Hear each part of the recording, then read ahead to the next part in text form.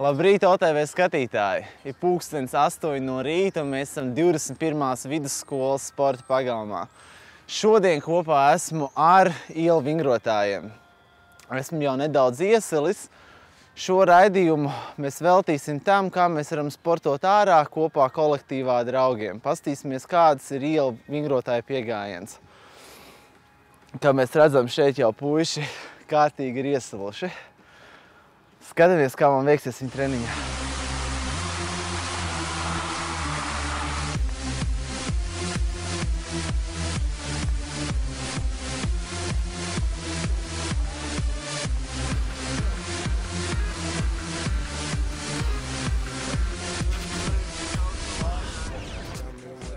Sveiks, Sergej! Sveiks! Klau, pastāst nedaudz vairāk par ielu vingrotājiem. Ar ko jūs tieši atšķiraties no pārējiem sporta fitnesa veidiem? Sākšu to, tas ir pa velti, pirmkārt, jā. Protams, jebkuru sporta veidu var taisīt, veikt brīvu, ja tev ir nepieciešams aprīkojums, jā. Tu vari nodarboties ar bodybuilding, jā, ja tev mājās ir aprīkojums, jā, bet tas viss ir jāpērk, tas ir par naudu. Jā. Šeit cilvēki atnāk, jau tātad nav obligāti jāizmanto stieņi, jā, var pie koku zaļiem pievilkties, var vienkārši taisīt roku salikšanu, iztaisnošanu, jā, tātad uz zemes. Un tas arī tas būtu, tā atšķirība, jā, kad tas ir brīvprātīgi, tas nav tātad brīvprātīgi pa velti, jā. Cilvēki sanāk kopā, veido kaut kādu biedrību komūnu, jā, kur mēs katrs esam. Man pašam arī bija tieši tā pieredze, kad mājās es sapratu uz treniņu zāli laiks īsti nepietiek, bet es saprotu, ka nav attaisnojums, kāpēc es nevarētu uz 30 reizes atspiesties. Pēc tam 50, 60, 100. Kāpēc to nevar? Ko es nevaru 10 reizes pievilkties? Man bija tieši tāpat pieredze arī ar sporta zāles, kādreiz gāja. Neteikšu, kur sporta zāle, maksāja lielu naudu mēnesī. Gājām kopā ar draugiem, tagad jau sievu, un maksājām tad reiz 2 naudas, jā. Un, protams, tur bija neierobežots skaits reižu, var iet katru dienu, jā, bet es principā darīju tur to pašu, ko es daru šeit. Jā. Un man uzaicināja vienkārši pamēģināt. Un, protams, ir tie stereotipi, kad cilvēkiem bail nākt, kad ir tie stereotipi, to, ka ielu vingrotāji ir kādi monstri, ka viņi taisa nezinu ko, un kad man būs kauns, ka es atnāku. Man pašam tā bija. Aizpagājušajā vasarā, jā. Teiksim, es iegāju varbūt ar domu šajā visā pasākumā un tātad ar domu, kad vajag lauzt šo stereotipu, kad vajag aicināt cilvēkus jaunus vecus. Ne pārāk gan, protams, jaunus, jā, jo viņi, teiksim, zem kādiem 13, 12 gadiem, tomēr bišku lielāku uzmanību jāpievērš jaunu vecākiem arī jādomā par ja viņi sūta savus bērnus uz ielu vingrošanu, ja, kad varbūt tik agrā vecumā tomēr nevajadzētu, ja, ka vajag varbūt tomēr pie kāda speciālistu, kādu olimpisko centru vai, kur ir kāds kvalificēts treneris, ja, Arī šeit iespējams kvalificēti treneri, ja, bet mums, diemžēl, nav laika strādāt individuāli, ja, Tātad tā ir jāveido atsevišķu grupu, kur tu pats netrenēji, bet tu trenēji citus, ja, Šeit mēs trenējamies visi kopā, un, ja cilvēks var vai nevar izpildīt, ja, viņam pašam jāskatās pēc saviem spēkiem, mēs nevaram, diemžēl, tur katru individuāli izsakot, ja, bet viņš var pienākt ar padomu un pajautāt, kā var uztaisīt vieglāk. Var konsultēties visu laiku, arī tiek uzraudzīt, un tu redzi, cilvēki, kas sako līdz tam procesam. Jā, bet diemžēl grūti ir uzturēt tādu, 2 stundu garumā visu laiku kontroli, tāpēc, ka arī nāk jaunie, un tiešām, es ar vienu aci skatos, ko viņi dara, un es redzu, ka tur galīgi nepareizi. Bet labi arī, ka viņi savā lokā, ka viens otru var palīdzēt, jo paši gājuši tam visam cauri. Jā. Ar laiku, protams, tātad, ja cilvēks ir iet gadu, es viņam stāstu, ja viņam kaut kas paliek atmiņā, viņš jau var stāstīt tālāk citiem. Galvenais, tad būtu kvalitatīvs stāstījums, lai kā klusē telefonu, ka viņš stāsta kaut ko atžgāju. Ja? Tāpēc vienmēr jābūt arī kādam vecākam, kurš skatās, vai tas, kas viņam stāsta pareizi. Ja? Tādā veidā. Bet, Galu galā, tā ir brīvprātīga izvēle, ja? Tas nav par naudu, un arī visās mājaslapās visur, protams, teica, par to, ka mēs ielu Latvijas ielu vingrošanas biedrība nenes atbildību, diemžēl, bet pa laimi, tātad, kad katrs atbild pats par sevi, tāpēc es arī vēlreiz Bet jāpiemina arī tas, ka, principā, ja mēs salīdzinām bodybuildingu, kas ir trenižieru zālē, un mēs salīdzinām ar ielu vingrošanu, sākumā, kas nav triki. Tad mēs varam atdalīt, principā, divas daļas, man šķiet. Mēs varam atdalīt triku taisīšanu un, principā, ķermeņa svara vingrinājumu. Ir atlētiskā vingrošana, kas ir tieši, kā mēs nodarbojamies šodien, ja? Tad tie ir rokas saliekšana, iztaisnošana balstā guļus, pie stieņa, ja? Tad dažādi izmantot apkārtējo vidi, tīri taisīt atlētiskos vingrinājumus, ja? Tad sava ķermeņa fiziskā spēka attīstīšanai, palielināšanai. Ja? Un ir tāda, es to nosaucu par mākslas vingrošanu, ja?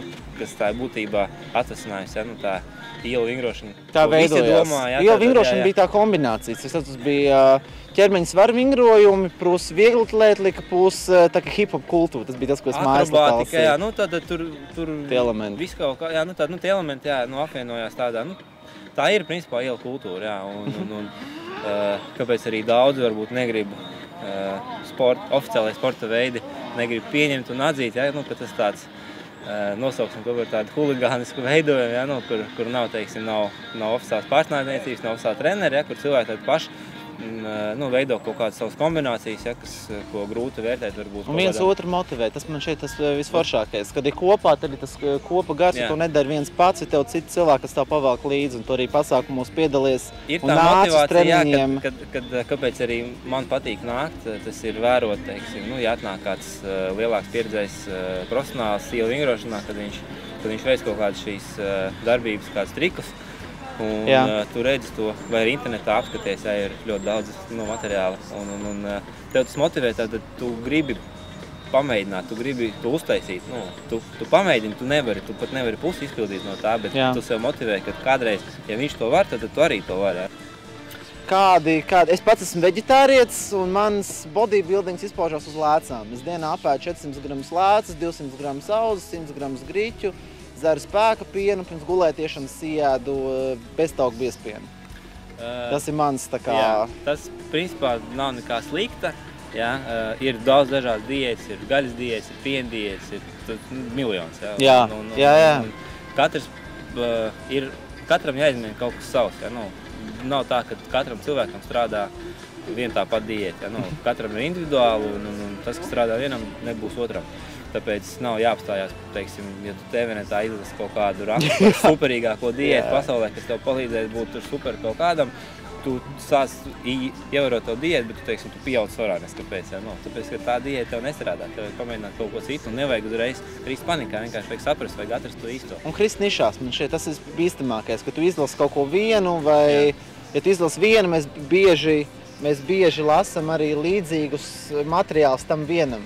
Tas, ko es iesaku arī meklēt, vai ne tieši pretējs, un tad sevi atrast. Esmu palasījis diezgan, es pats interesēju ļoti daudz par ēdienu uzturu savā laikā, kad gribēju vienkārši nomest svaru. Man bija diezgan liels problēmas, tāds nepatīkams pieaugums. Un es meklēju, un, protams, ir ļoti daudz reklāmas internetā un nesaprotams naudas jāmaksā par kaut kādām nesaprotamām programmām, kuras tīsti nevajag strādā. Tāpēc es vienkārši palasīju grāmatas, kas nemaksā tik daudz, ja, un viena no tādām bija skaists un tīrs dzīvesveids, kur es aizmirstu autoru, kur tātad tiek stāstīts par to, kad par cukura un graudaugu, teiksim tādu. Tieši baltie milti. Jā, nelabvēlīgi ietekmi, ja, un raksts bija tiešām labi argumenti bija un nebija vienkārši pateicis, ka milti ir slikti. Jā. Tur bija pastāstīts, kāpēc milti ir slikti, teiksim, vai kāpēc ir kaitīgi dzert 4 reizes dienā kafiju, ja, tieši no bioķīmijas viedokļa, kas notiek organismā. Un tā grāmata, principā, man ļoti palīdzēja. Ja, es atteicos no cukura pilnībā. Ja. Es neēdu vispār produktus, kur bija iekšā, kur sastāvā bija cukurs. Sākot ar Coca-Cola, beidzot ar, teiksim, to pašu tomātu pastu, ja, vai, ja bija vārds cukurs sastāvā 2. vai 3, tad vienmēr to, ka viņš tur ir daudz, diemžēl. Cukurs ir lielākais arī tas iemesls, kāpēc cilvēki aptaukojās. Jā. Augsts fruktozes, high fructose corn syrup. Jā, tātad ir jāizvēlās, ko es beigās sapratu, izlasot daudzas arī citas grāmatas, kad ir jāēd tātad veselēdieni. Veselēdieni tie ir nevis veselīgi kā tādi, ja, bet vesela ēdiena ir, teiksim, tomāts, gurķis, ķirbis, ja, tāpat zivs, gaļa, tātad produkts, kurš ir tīrs, kurš nav kurš nav ar kaut kādām 10 sastāvdaļām, ja, nu, tie primārie produkti, nu, kas jāizvēlās. Protams, mājās mēs varam sataisīt sautējumus, vēl kaut ko, ja, bet jāizvēlās tātad tīri tie produkti. Ja, nu. Ja tu gribi tomātu pastu, viņu var mājās taisīt pats. Ja. Esmu iemācījies taisīt ļoti daudz produktus pats. Ļoti daudz pupas ēdu, ja. Principā pupas aiziet, nu, kilograms 2 kaut kur nedēļā, ja. Auzas 3 kg nedēļā. No rīta brokastīs, ko ēdam? Ļoti, ļoti dažādi. Ir, protams, atteicies pilnībā no maizi, ja es ēdu rudzu maizi, kas ir daudz labāk par baltmaizi, ja, bet tomēr tā ir maize, bet viņa nav tik bagātināta ar tām vielām, kas veicina aptaukošanos. Tāpēc, jā, izvēlos rudzu maizi, ēdu, piemēram, ar sviesta vietā lietoju avokado, kas ir tikpat taukains, bet tas ir tāds labāk. Man svarīgākais process ir padzerties no rīta, tās ir 2 liels glāzes ūdens, ja. Kā tikko pamodies pirms ēšanas, ja, iedzer 2 glāzes ūdens, lai organisms, vai vienkārši ieļot organismu, lai darboties.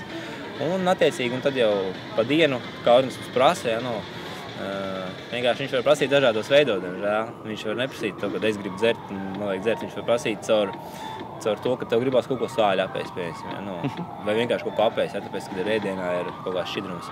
Tāpēc vienmēr tev jāuztur, tātad šķidruma līmenis organismā vienmēr jāuztur labā līmenī, ja, lai arī ēst neprasītos tik daudz, varbūt. Nu. Skatītājiem arī noteikti interesē, kādas maltītes mēs varētu ēst tieši pirms treniņa. Es pats esmu banāns iecienījis, pieņemsim 2 banāni, aptuveni pus 20 minūtes pirms. Tas ir mans. Vajadzētu ēst produktus, kas ir šķiedraini, ja, tātad, lai ilgākā laika periodā viņi organismā sadalītos un veicinātu organismā piebarošanu, ja, tātad nevajadzētu ēst cukurus, ja, kas diezgan ātri, augļus arī neteikt ēst, arī banāns ne, tāpēc, ka banāns vislabāk ēst pirms miega, ja viņā saturās viela, kas palīdz iemigt. Varbūt pirms treniņa tas būtu tāds, tā kā vairāk tāds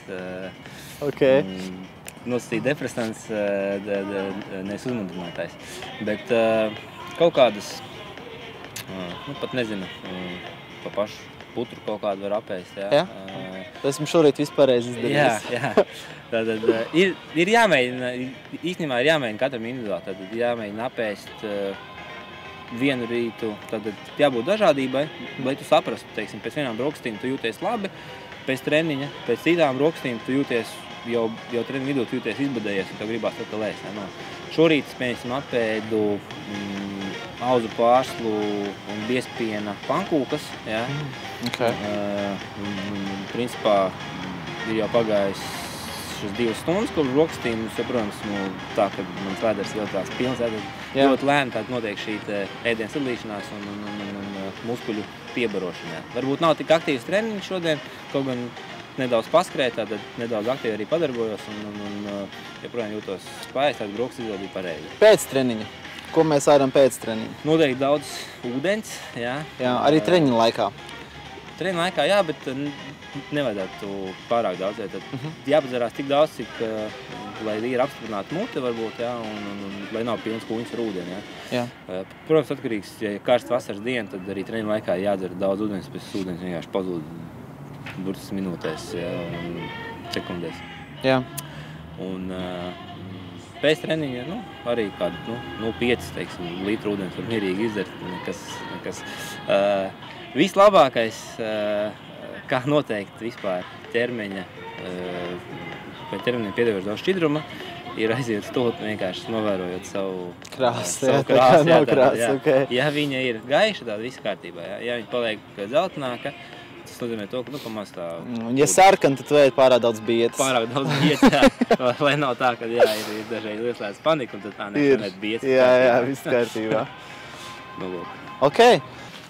Tātad rokas šī stieņa kaut kur tādā platumā, kā ir. Kājas taist priekšā. Jā, dibens augšā, tātad turam vienmēr atceramies par muguru, par ķermeni, kad vienmēr ķermeni jābūt taisni, nekad nedrīkst būt dibens uz iekšu, vai pārliek uz augšu. Pārliek uz augšu nevar, tas ir tieši labi, tad tu tu sev noturi. Un vienkārši velkam klāt, velkamies klāt šādā veidā. Var mainīt vērienu, varat viena roka augstvērienā, viena apakštvērienā, tuvāk, tālāk. Tātad, šis ir vingrinājums tiem, kas vispār nevar pievilkties nereizi. Tātad, ar to cilvēki sāk parasti. Ja ir pa grūti šādi, var saliekt kājas ceļos. Es iesaku meitenēm parasti šādi sākt, jo tas ir, var teikt, tāds visvieglākais variants. Ja arī tā ir pa grūti, var kājas palikt pavisam zem dibena, un tā būs pavisam jau viegli. Tu var šitā. Varbūt pats jau jūt arī atšķirību, kad kājas ir taisna, kad kājas ir zem dibena. Ir nāk dažādi cilvēki, un tiešām ir tādi, kas nevar nereizi, ir varbūt arī tādi, kas nevar nereizi tā iztaisīt. Tāpēc, ir katram ar kaut ko jāsāk. Pats sākums, ko vispār... Ko dara maziņie, un tā, tas ir vienkārši atspiežās no sienas. Tātad pieiet pie sienas, un taisa šāda veida atspiešanos no sienas. Ir stienis, kas ir tāds vislielākais, man liekas, ķermeņa pārbaudījums, tas ir tieši pievilkšanās, jo tīrā veidā pievilkties nevar daudz reizes, tad nav liela pasaules rekorda. Spēka dienā arī pierādījās, tātad vidēji tāds cilvēks, atlētas cilvēks var pievilkties tur 20-21 reizi. Tas jau ir daudz. Visparastākā roku saliekšana iztaisnošana cilvēkiem, kam ir pa grūtu, arī šādi, tātad parasti meitenēm arī sagādā problēmas, jo tas arī tomēr prasa zināmu spēku. Mēs varam taisīt šo vienājumu no ceļiem. Mēs saliecamies ceļos, iztaisnojam arī muguru, un tātad taisam šādā te veidā.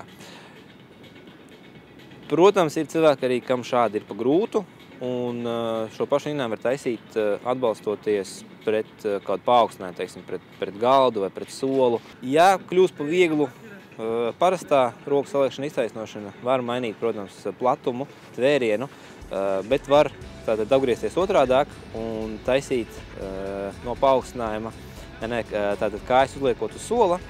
Kājas uzliekot uz sola, mēs varam taisīt to pašu, un tas jau būs tātad lielāks lodze organismam.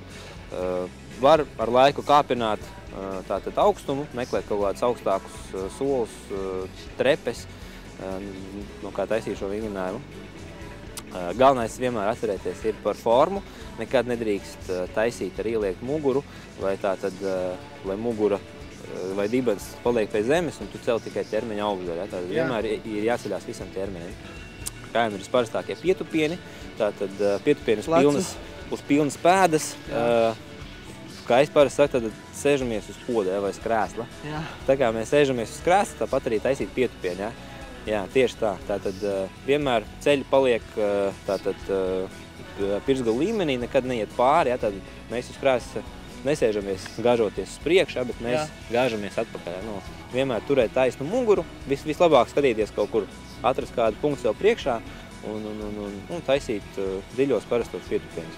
Ja šie pietupieni kļūst nedaudz pa vieglu, var pievienot tādu elementu kā palēcienu. Tas uzreiz diezgan padara lielāku slodzi. Tātad, ja tu var uztaisīt parasti 20 pietupienus bez problēmām, tad 20 pietupienus ar palēcienu ir jau nedaudz lielāka slodze. Labāk kreisā kāja, tātad arī 25-30 reizes uz katru kāju, arī pēc sajūtām, protams. Vai mēs varam šitā, Var tādu, teiksim, pievienot nedaudz grūtības pakāpes elementu, teiksim, lejā paliekot, mēs uztaisam nelielu pulsāciju, kādas, teiksim, 3 reizes. 1, 2, un tad ejam atpakaļ. Tātad tas uzreiz, tātad ir tas ilgāk slodzīt muskulim, un tas uzreiz palielina arī to slodzi. Cik ilgi nodarbojas ar ielu vingrošanu jau? 2 gadus nepilns. Nepilns. Šajā kolektīvā? Es principā tā kā šajā sāku, un es dažādos kolektīvos eju. Ok. Esmu gan Grīziņkalnā, gan šeit. Tā kā šitā ir pirmā vieta, kur es tā kā sāku, un tāpēc arī varbūt esmu tagad šeit. Ok. Ja pirms tam tu nodarbojies arī kādu citu sporta veidu? Pārsvarā iekštelpās zālē. Jā. Pastāst varbūt tās, kā sākt nodarboties ar ielu vingrošanu? Kāda tava pieredze bijusi? Mana pieredze bija tā, ka es ar brāļiem mēs to staigājām, atnācām līdz šejienai, ieraudzījām stieņus, paši tā kaut ko sākām meistarot, tā arī nesanāca. Atnācām vienu ceturtdienu, ieraudzījām nāk čaļi, taisa visādus vingrinājumus, vingro, un tā arī mēs atnācām un arī ar viņiem tā kā sākām nodarboties. Un tas kopš tās dienas, tas jau bija 2 gadi atpakaļ, tas tagad man jau kā hobijs ir vairāk nevis kā treniņš. 2 gadus jau nodarbojas ar ielu vingrošanu. Diezgan tas tāds, super. Es sāku 14 gadu vecumā. Jā. Jā, un tas diezgan tāds progress ir arī. Viss cauri pašsajūt. Man ļoti patīk, jums ļoti draudzīgs kolektīvs ir, kas man patīk. Jā, mums ir tā, ka atnāk jauniņiem, mēs sasveicinamies, mums ir visiem prieks viens otru redzēt, darboties kopā. Nav tā, ka atnāk vienatnē tāds drūms, lietains laiks, atnāc viens, neko nevar izdarīt. Jā, un viens otru pavelk arī visu laiku. Jā, atbalsta viens otru un motivē vēl. Skatītāji, tas bija treniņš kopā ar mani. Un skatāmies tālāk, kā Sanitai gājis, jo viņa arī devusies pie ielu vingrotājiem un guvusi pilnīgi citu ieskatu.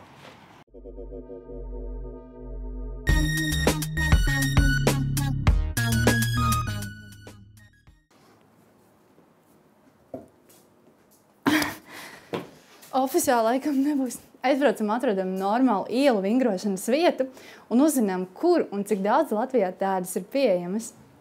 Ielu vingrošana ir sporta veids, kur pārsvarā tiek strādāts ar ķermeņa svaru un fizisko spēku. Šie vingrojumi tiek pielāgoti āra apstākļiem. Pēdējos gados ielu vingrošana kļūst arvien populārāka. 2009. gadā mēs uzfilmējām pirmo ielu vingrošanas video, kuru ievietojām YouTube un ielikām linku draugiem LV portālā. Pēc ko vienas dienas laikā apskatījās kaut kā 20,000 cilvēki, un mēs saņēmām pāri pa 200 komentāriem, Džeki, vai varētu jums pievienoties. Un pēc tiem komentāriem mēs sapratām, ka laikam ir vērts paplašināt savu nelielo tādu domu biedru un treniņu grupu un izveidot vismaz kādu treniņu vietu, kur publiski varētu nākt cilvēki trenēties. Visas tās treniņu vietas vienmēr vēsturiski ir balstījušās uz brīvprātīgiem, vienkārši brīvprātīgiem, aktīviem cilvēkiem, kas bijuši gatavi uzņemties atbildību, uzņemties iniciatīvu, pulcēt cilvēkus. Un viens no tādiem ir Kārlis, kurš ir treneris 5 dažādās vietās. Šeit starp privātmājām Mārupē, pie Mārupes vidusskolas Jaunmārupē, Tīrēnē un pie Rīgas Angļu ģimnāzijas. No tādām populārākajām, varbūt, kuras es ieteiktu, būtu Grīziņkalns. Tur vienmēr ir kustība, tur vienmēr ir cilvēki, pat ja ir ārpus treniņa kāds ir atnācis, nezinot treniņu laikus, tur vienmēr ir kāds, kas trenējās, vienmēr ir kāds, kas pastāstīs, parādīs, ja gadījumā ir atnācis iesācējs. Ļoti organizēti un tādi nopietni treniņi notiek pie 21. vidusskolas, kas ir pie Arēna Rīga. Tur treniņi notiek jau, cik es sevi atceros šajā sportā. Es pats arī sāku savu ielu vingrošanas gaitas, sāku tur. Tur treneri arī ir zinoši, spēcīgi. Mācējis pastāstīt, parādīt, uz turieni var doties. Protams, treniņi notiek Ķengaragā, Maskavas ielā, ja nemaldos, 73. vidusskolā. Arī skaists ielu vingrošanas laukums, iespējas visdažādākās.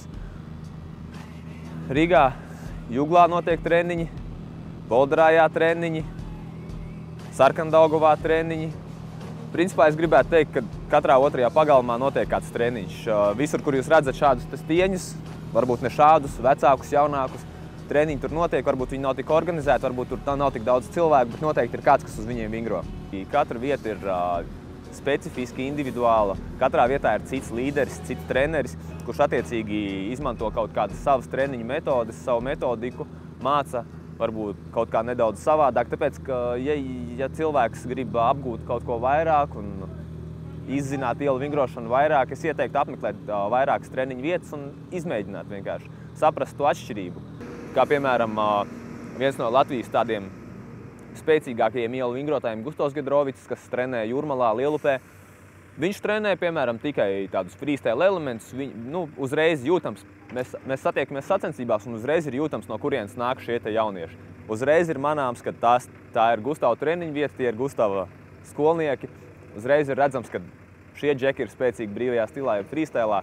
Savukārt atnāk puisis, kurš ir ļoti fiziski spēcīgs, viņš var uztaisīt 100 atspiedienus uz līdztakām un 50 reizes pievilkties. Skaidrs, 21. vidusskola, pilnīgi bez jautājumiem. Es nezinu, laikam, pilsētu Latvijā, kurā es nebūtu bijis un nebūtu pavingrojis. Vismazākajos ciematos, vismazākajos miestos, un tik un tā var atrast kaut ko, uz kā pavingrot.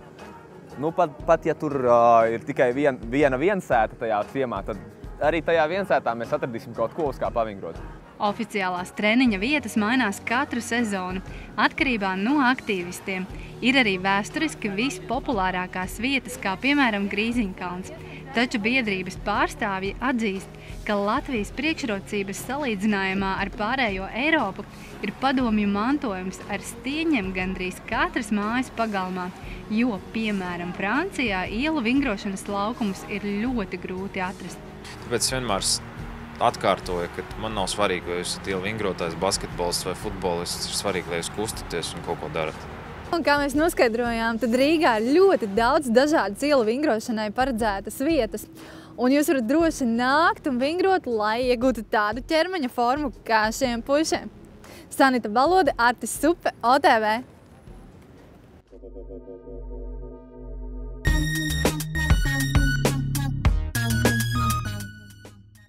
Ir dažādi paņēmieni, kā trenēt savu ķermeni, bet ir viens, kas realizējams katram un jebkādos apstākļos. Tādēļ devāmies pie jauniešiem un lūdzām viņus nodemonstrēt mums, vai viņi var piepumpēties. Vai jūs varat tagad piepumpēties? Nē.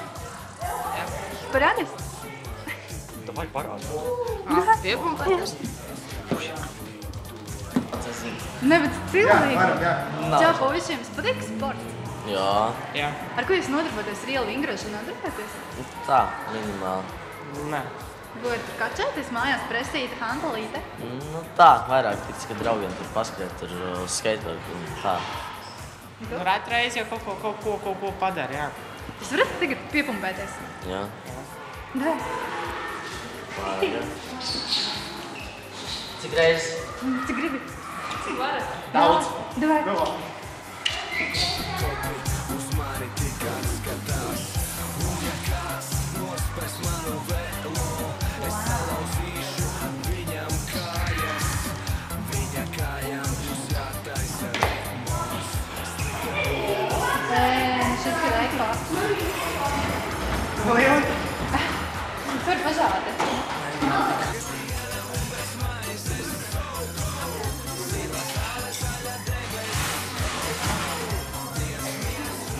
Nē. Kāpēc? Negribu. To var šeit. Vai tu vari tagad piepumpēties? Es atteikšos.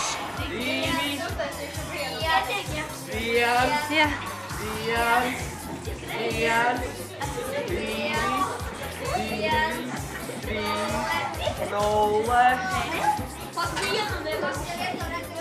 Davai, meitenes, viens. Wow, meitenes, reāli. Paldies!